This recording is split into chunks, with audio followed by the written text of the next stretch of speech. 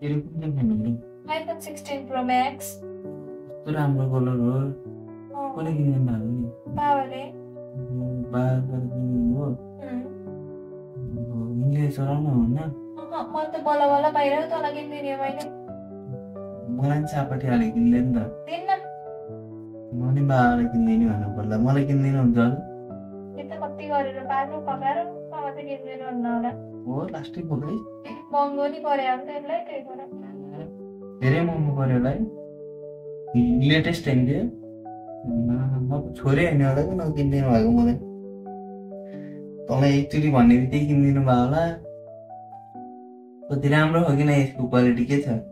राम्रो छ 16 Pro Max भएपछि त्यति महँगो परेपछि राम्रो हुन्न र है यसो गरौँ न त यो म लेख्छु नि त हुन्न अहँ, मिलेर चलाऊँ कि नानी हुन्छ कि मिलेर चलाऊँ हुन्छ कति राम्रो हो यो फोन मेरो हातमा सुहाउँछ कि नानी म हेर कति राम्रो फोन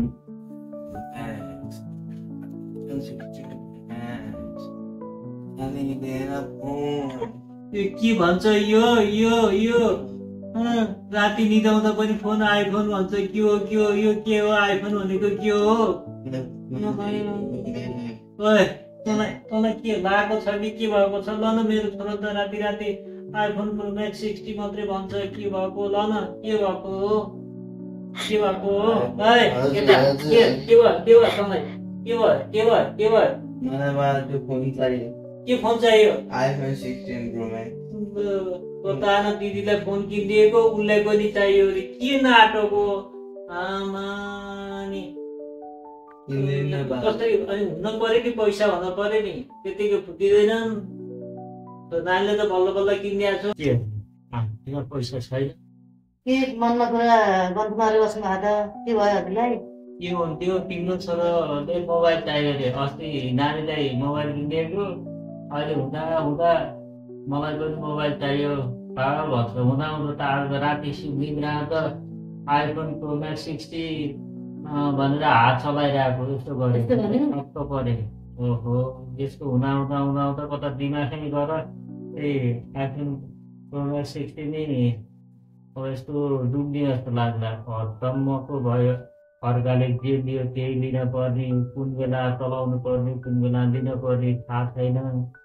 अब भन्दै भयो डिमान्ड भन्दै भयो अचम्म लाग्यो त्यही पनि बेला पनि धेरै पनि भएको छैन बल्ल अहिले एसटी दिएर बसेको मान्छेलाई अब उनीहरूले मोबाइल यस्तो चाहियो उस्तो चाहियो यो चाहियो उ चाहियो भन्छ अनि कसरी बच्चाको डिमान्ड पुर्याउनु सक्ने बच्चाले भन्यो भनेर किने होइन बुढा तर उनीहरूको कुरा पनि यसो व्यक्त गरेर उनीहरू सान्त्वना त दिने तर किनिहाल्नु हुन्न नि कुरा त ठिक हो तिम्रो कुरा पनि ठिक उनीहरूले अहिले जे भनेको त्यति किनिदिएपछि उनीहरूले टाउका टेक्छन् एक दिन हुँदा